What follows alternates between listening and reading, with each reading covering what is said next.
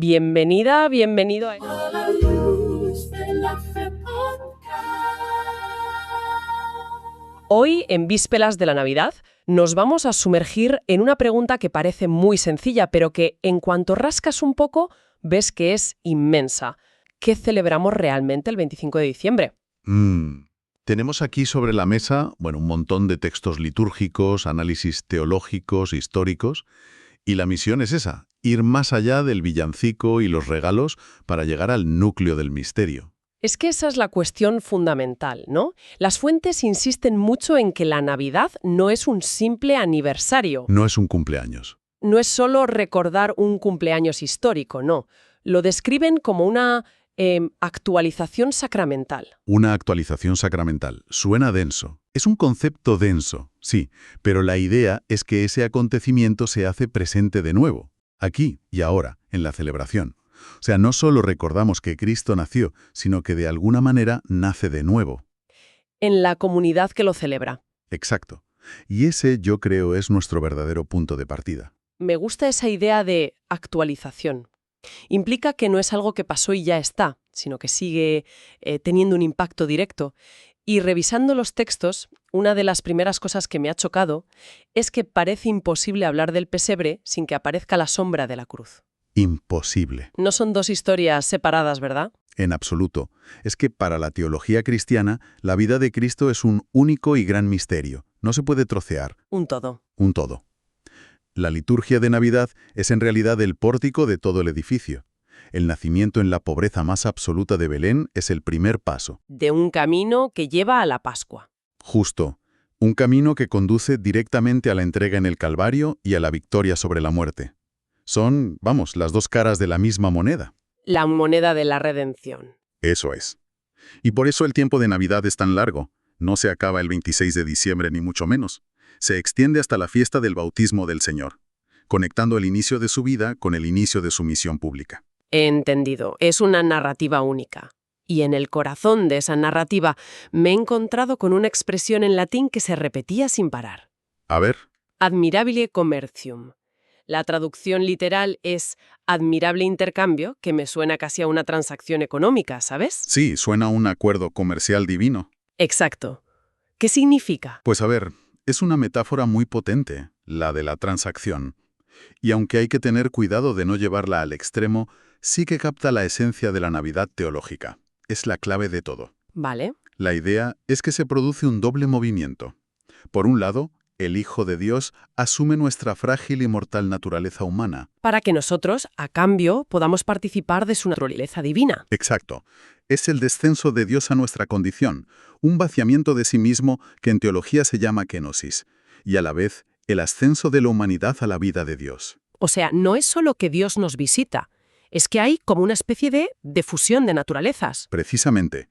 Los primeros padres de la Iglesia, como San Atanasio, lo decían con una audacia que hoy casi asusta. ¿Qué decían? Dios se hizo hombre para que el hombre pudiera hacerse Dios. Uf, qué fuerte. Sí, no en un sentido panteísta, claro, sino en el de participar de su vida, de su gracia. Fíjate, hay un prefacio de la Misa de Navidad que lo expresa de una forma preciosa. ¿Ah, sí?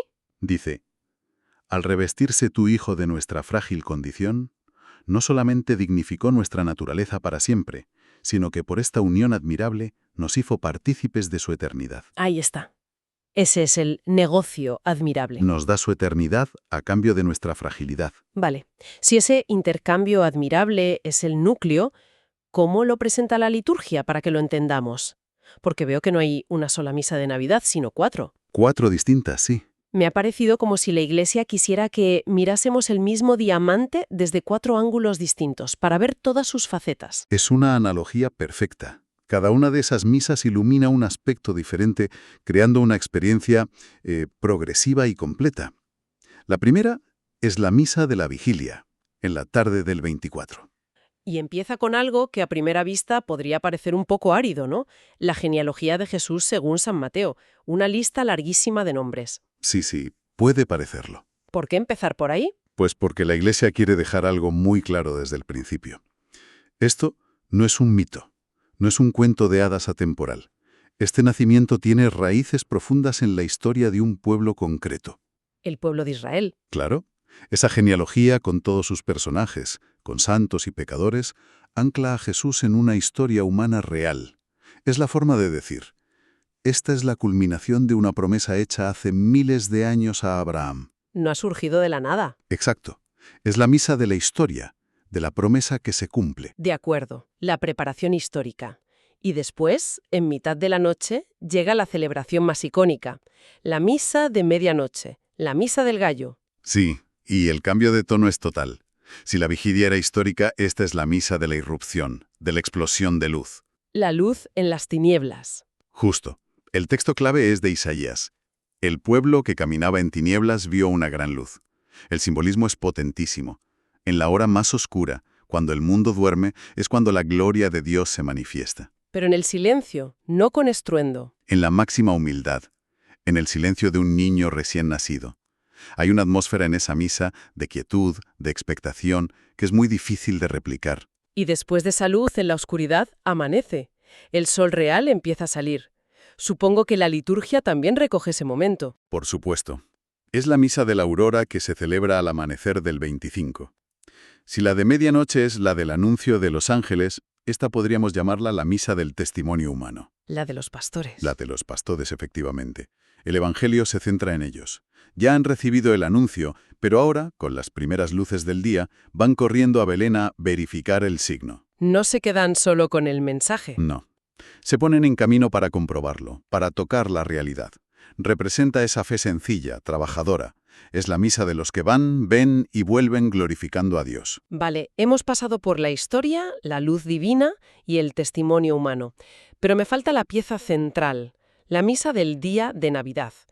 ¿Qué aporta esa que no se haya dicho ya? Aporta la reflexión teológica más profunda. Es la misa del día, la más solemne, y en ella se lee el prólogo del Evangelio de San Juan. Ah, claro. En el principio existía el verbo. Ese mismo. Ya no se habla de genealogías, ni de ángeles, ni de pastores. Se va al origen de todo. Y el verbo se hizo carne y habitó entre nosotros. Aquí la pregunta ya no es ¿cómo nació? No. La pregunta es, ¿quién es el que ha nacido? Y la respuesta, pues, es abrumadora. Es el Hijo Eterno de Dios, la palabra creadora del universo. Hecho un ser humano. Es la culminación. Hablando de anclarlo en la historia, hay un rito que me dejó fascinada por su solemnidad. ¿El anuncio de la Navidad o la calenda? La calenda, sí. Es impresionante. Es que este pregón sitúa el nacimiento de Jesús junto a la fundación de Roma y las Olimpiadas. O sea, ¿por qué esa necesidad de precisión casi periodística? Pues fíjate, es una respuesta contundente a las corrientes de pensamiento de los primeros siglos, como el gnosticismo. que veían a Cristo como un ser puramente espiritual, ¿no? Exacto, como un fantasma, una emanación divina, pero sin conexión real con el mundo material. Y la calenda es un no rotundo a eso. Es un pregón que recorre toda la historia de la salvación, Desde la creación, el diluvio, Abraham. hasta llegar a un momento contrato de la historia secular. Es que las referencias son increíblemente específicas. Precisamente, dice algo como, habiendo transcurrido innumerables siglos, 752 años de la fundación de Roma, en el año 42º del imperio de Octavio Augusto. Nace en Belén de Judá, hecho hombre. Ahí está. Al hacer eso, la Iglesia proclama con toda la fuerza posible que la encarnación no es un concepto filosófico, es un hecho. La eternidad entró en nuestro calendario. En un lugar y una fecha concretos. ¿Entendido? Tenemos el evento central, anclado en la historia, y explicado desde 4 ángulos. Pero las fuentes dejan claro que el 25 de diciembre no es una isla. Está enmarcado en un tiempo mucho más largo, empezando por el Adviento. Efectivamente, el Adviento no es solo una cuenta atrás. Son 4 semanas de preparación muy intensa con un doble sentido. A ver, Por un lado, preparas la memoria del nacimiento histórico, su primera venida, pero a la vez miras hacia el futuro, preparando el espíritu para su segunda venida, la del final de los tiempos. por eso el color es el morado. Claro, un color de penitencia, de expectación sobria. Es un tiempo de, digamos, purificar la mirada para poder reconocer a Dios en la sencillez del pesebre. El contraste con el blanco y el dorado de la Navidad es, Deliberado. y muy potente. Y me imagino que para mucha gente el 26 de diciembre ya se acabó todo, a guardar los adornos. Pero por lo que veo en los textos, la fiesta no ha hecho más que empezar. ¿Qué es eso de la octava de Navidad? Es un concepto litúrgico muy antiguo. Celebrar algo en octava significa que la solemnidad es tan grande que se extiende durante 8 días. O sea, litúrgicamente, del 25 de diciembre al 1 de enero, cada día es como si fuera Navidad. Y dentro de esa octava aparecen unas figuras que llaman los compañeros de Cristo. Sí, esto es fascinante. Y un contrapunto brutal. El día después de la alegría del nacimiento, el 26, ¡pum!, nos encontramos con el primer mártir, San Esteban. Es un golpe de realidad deliberado. La Iglesia no quiere que nos quedemos con una postal sentimental. Edulcorada. Nada de eso.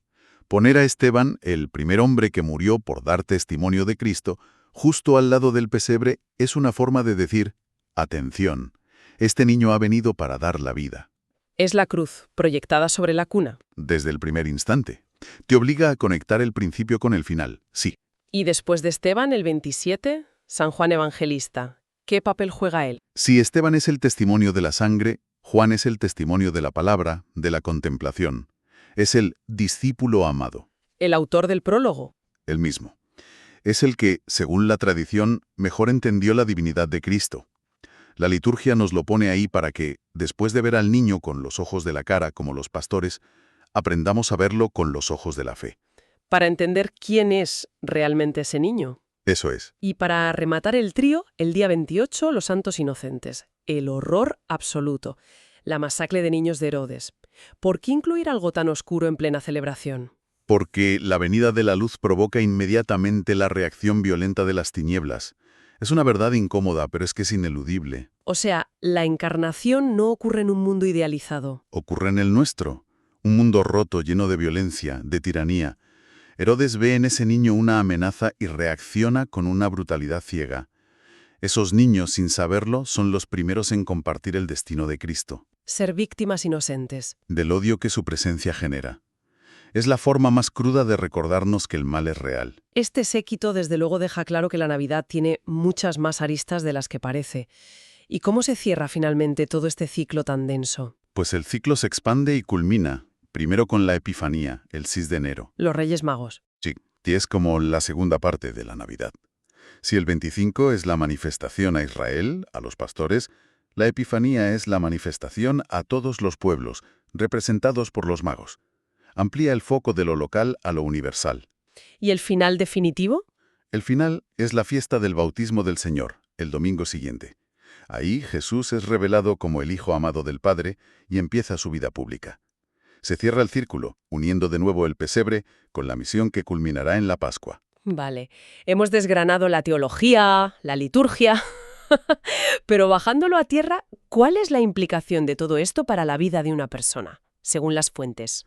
Pues si hubiera que resumirlo en una idea, yo diría que es la restauración de la dignidad humana. La dignidad humana. Sí, al celebrar que Dios mismo ha querido hacerse hombre, se reafirma de la manera más rotunda posible el valor sagrado, infinito, de cada vida humana, por frágil que parezca. Y también se invita a hacerse niño ante Dios, ¿no? Constantemente. Y eso no significa infantilismo, sino adoptar una actitud de humildad radical, de confianza, de reconocer que no nos salvamos a nosotros mismos. En última instancia, este misterio nos recuerda que la historia tiene un sentido y que Dios no es un espectador lejano del sufrimiento, sino alguien que se ha implicado hasta el fondo. Asumiéndolo en su propia carne. Exacto. Queda claro que, desde esta visión, la Navidad es mucho más que una fiesta entrañable. Es la celebración de ese admirable intercambio, el momento en que lo divino y lo humano, según esta fe, se unen para siempre. Exacto. Se celebra la entrada de la eternidad en el tiempo, un evento que divide la historia en un antes y un después y que para los creyentes ofrece un horizonte de esperanza. Dejamos aquí una última reflexión. Las fuentes insisten en que no hay separación real entre el pesebre y la cruz. Si el nacimiento de Cristo celebra la asunción de la debilidad humana por parte de Dios, ¿cómo cambia eso nuestra percepción del poder? Y si la máxima expresión del poder divino no fuera la omnipotencia de aniquilar enemigos, sino la capacidad de hacerse completamente vulnerable por amor.